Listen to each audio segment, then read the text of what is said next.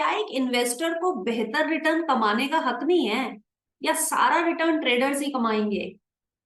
अक्सर जो कामयाब ट्रेडर्स हैं वो मेनी मेनी टाइम्स, यानी बहुत ज्यादा टाइम्स रिटर्न्स कमाते हैं as compare to an investor उस टाइम पीरियड के लिए।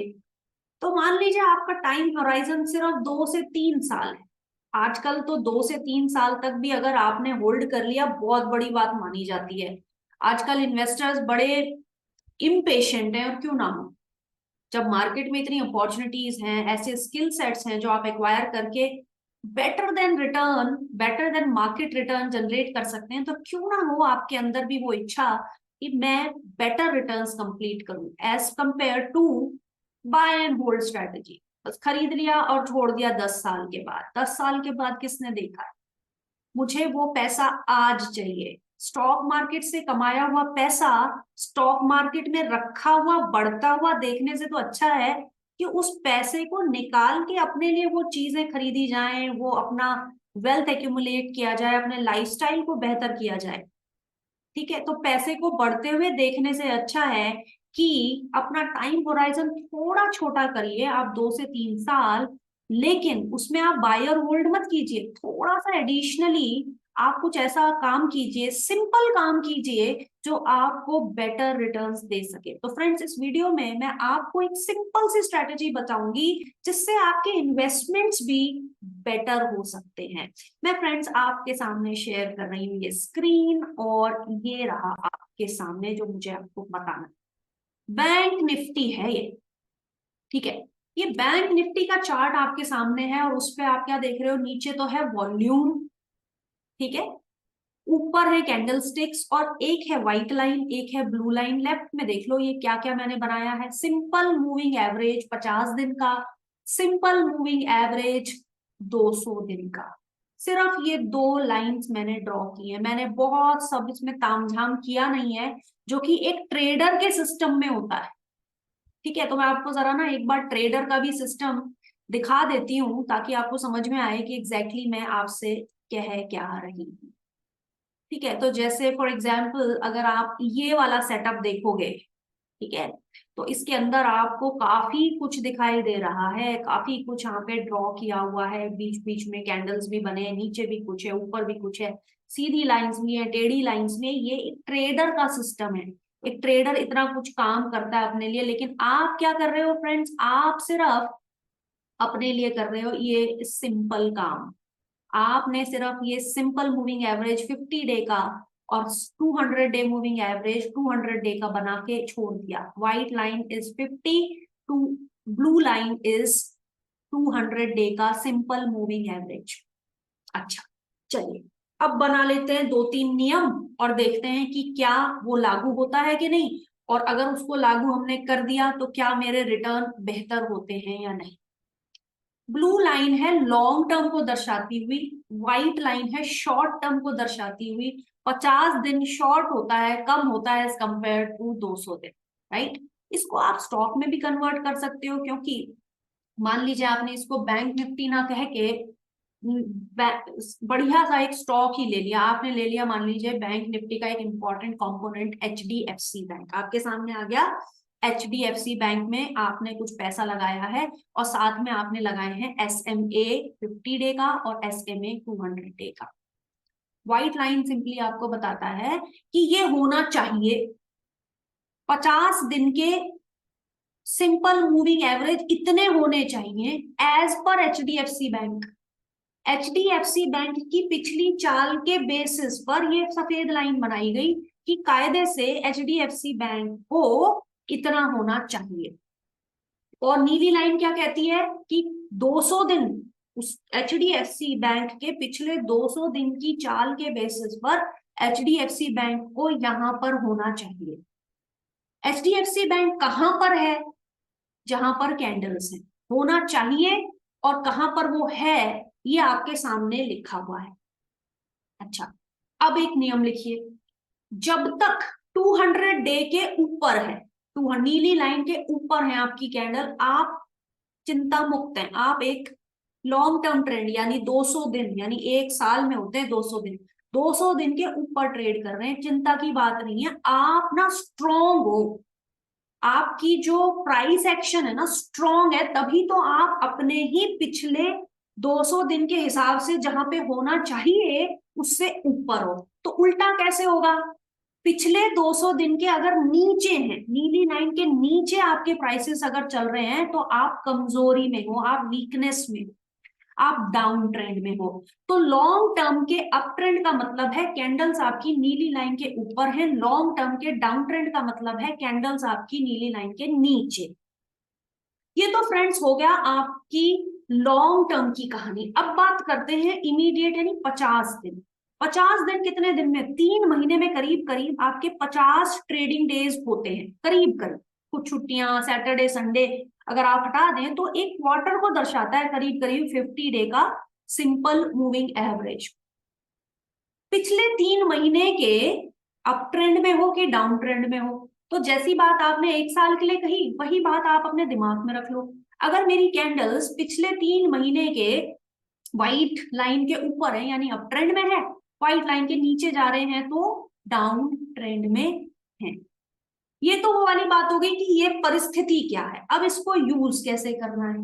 चलिए मैंने इसको 1 साल में कन्वर्ट कर दिया इन चार्ट्स को, ठीक है। और जैसे कि मैंने आपसे शुरू में कहा था कि मैं इन्वेस्टर हूं जो 2 से 3 साल के लिए इन्वेस्ट कर रहा हूं, मुझे ये पता होना चाहिए कि मैं अप ट्रेंड में हूं तो बना रहूं, और अगर मैं डाउन ट्रेंड में आ गया हूं या डाउन ट्रेंड में जा सकता हूं तो प्लीज उसमें से निकल जाता हूं।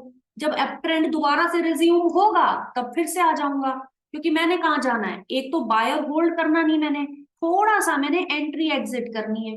तो जब तक अप ट्रेंड में हो बने रहो, पैसा और भी है, अप ट्रेंड कंटिन्यू होता है तो और पैसा लगा लो, एवरेज इंप्रूव कर लो।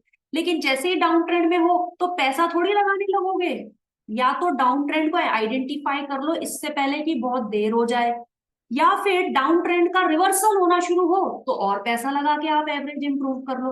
आपके पास फ्रेंड्स यही वो कुछ बेसिक तरीके हैं जो इन इंडिकेटर्स यानी सिंपल मूविंग एवरेज के बेसिस पर आप यूज कर सकते हो। थोड़ी एंट्री और एग्जिट बीच बीच में 2 से 3 साल के दौरान आपको करनी चाहिए। चलिए यहां आप क्या देख रहे हो फ्रेंड्स, कहीं ना कहीं ये जो व्हाइट लाइन है शॉर्ट टर्म की simple moving average long term की मूविंग एवरेज को जब ऊपर से नीचे डिसिसिवली काट दे, शॉर्ट टर्म की simple moving average long term की नीली लाइन को ऊपर से नीचे की तरफ काट दे तो डाउन ट्रेंड की शुरुआत होने का अंदेशा है। अगर पोजीशन बना रखी थी तो उसमें से निकल जाओ, वेट करो 1 महीना, 2 महीना, 3 महीना, 3 दिन। ये कोई नहीं बता सकता कि 3 दिन में होगा रिवर्सल या 3 महीने में, लेकिन ये बता जरूर रहा है कि अब यहां से डाउन ट्रेंड की शुरुआत हो गई है।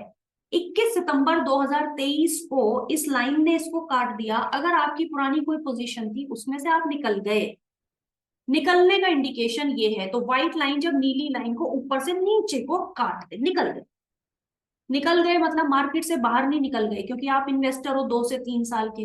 अब इस 2 से 3 साल के अंदर आपको दोबारा खोजना है ना कि दोबारा एंट्री कहाँ करूं।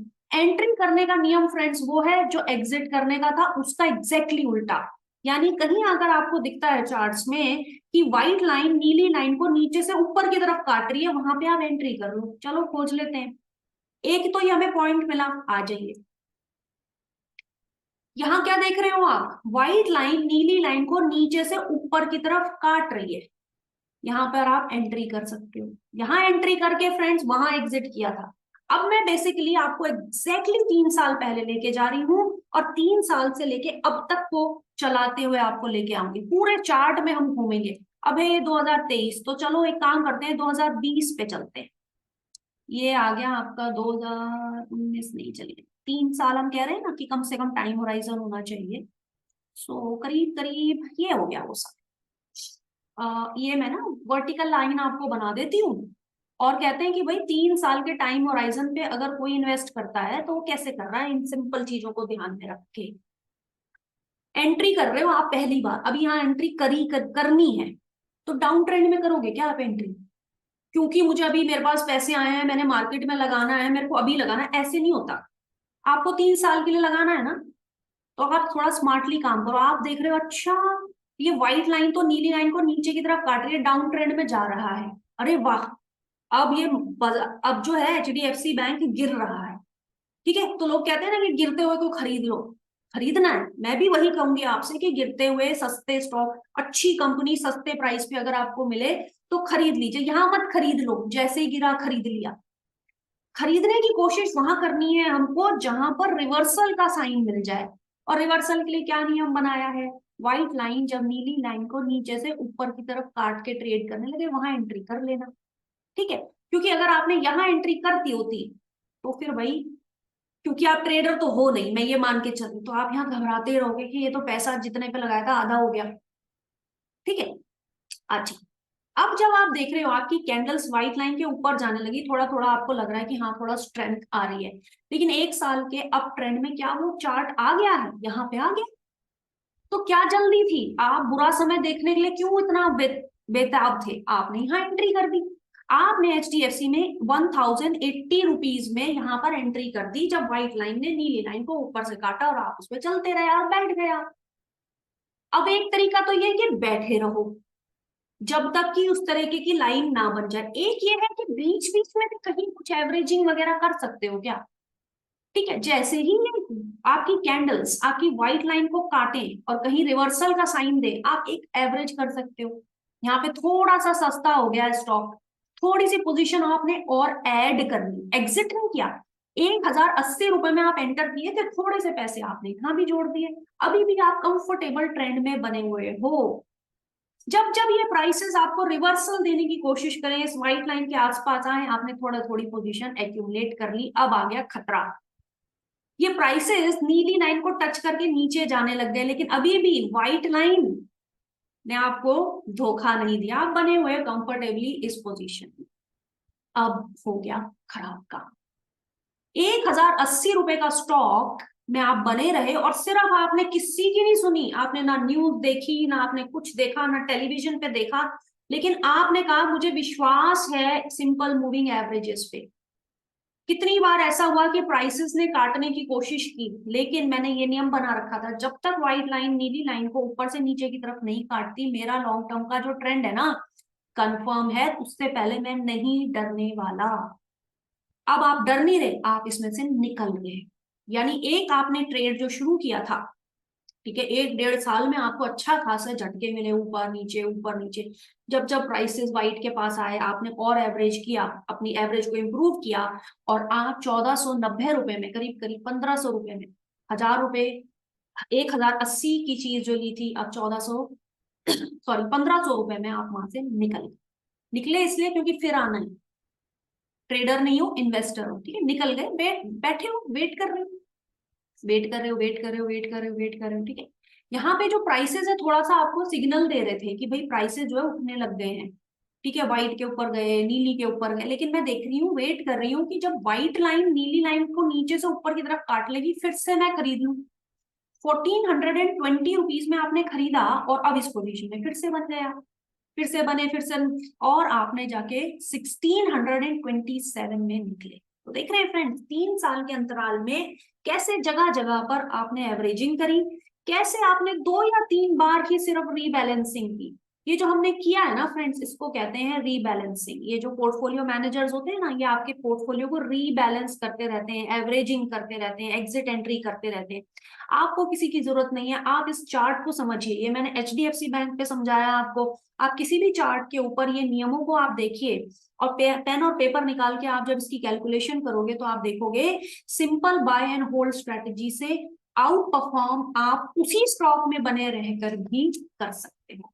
तो अगर फ्रेंड्स आपको ये वीडियो समझ में आया है एज एन इन्वेस्टर, अगर आपको लगता है कि इतनी सी चीज जानकर भी आपने कैसे अपने रिटर्न्स को इंप्रूव किया है, तो प्लीज इस वीडियो को लाइक कीजिएगा, शेयर कीजिएगा, मैक्सिमम लोगों में सर्कुलेट कीजिएगा, क्योंकि अच्छा होगा कि अगर ये प्रयास एक मैंने किया है ये वीडियो को बनाने का, अब अगला प्रयास आपका होना चाहिए जिसमें आप इन्हें मैक्सिमम लोगों की तरफ ट्रांसफर कर सके, स्प्रेड कर सके। नॉलेज जितनी ज्यादा स्प्रेड होती है उतना ही उसका अच्छा काम होता है। तो फ्रेंड्स, आगे भी मेरे साथ वीडियोस में बने रहिएगा, क्योंकि मैं अभी आपको और एडिशनल स्ट्रेटेजीज बताऊंगी जो सिंपल टेक्निकल टूल्स को यूज करके आप अपने इन्वेस्टमेंट्स को बेहतर कर सकते हैं। तो प्रॉफिट पॉइंट के साथ जुड़े रहिए।